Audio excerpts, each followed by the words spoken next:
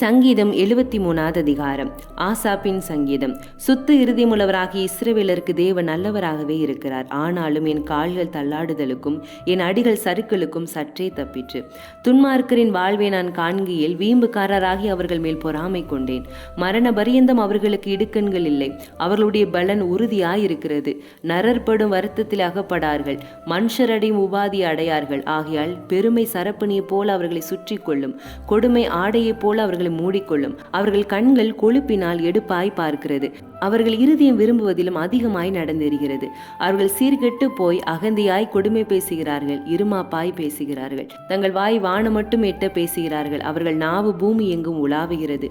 ஆகையால் அவருடைய ஜனங்கள் இந்த வழியாகவே திரும்புவார்கள். தண்ணீர்கள் அவர்களுக்கு பரிபூரணமாய் சுரந்து வரும். தேவனுக்கு அது எப்படி தெரியும்? உன்னதமானவருக்கு அதை பற்றி அறிவு உண்டோ என்று சொல்கிறார்கள்.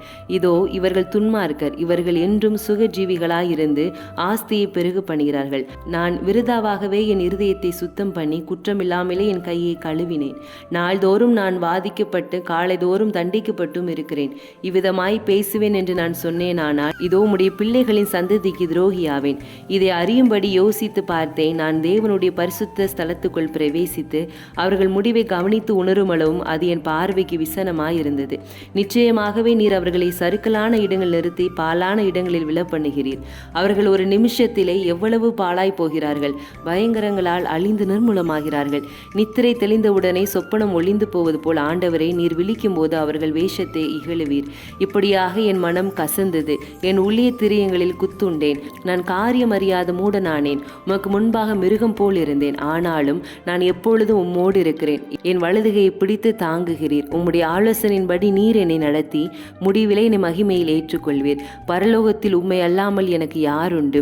பூலோகத்தில் உம்மை தவிர எனக்கு வேறே விருப்பமில்லை. என் மாம்சமும் என் இருதயமும் ஆண்டு போகிறது. தேவன் என்றென்றைக்கும் என் இருதயத்தின் கண்மலையும் என் பங்குமாயிருக்கிறார். இதோ உம்மை விட்டு தூரமாய் போகிறவர்கள் நாசமடைவார்கள். உம்மை விட்டு சோரம் போகிற அனைவரையும் சங்கரிப்பீர். எனக்கோ தேவனை அண்டிக் கொண்டிருப்பதே நலம். நான் உமது கிரியைகளை எல்லாம் சொல்லி வரும்படி கர்த்தராகிய ஆண்டவர் மேலே நம்பிக்கையை வைத்திருக்கிறேன்.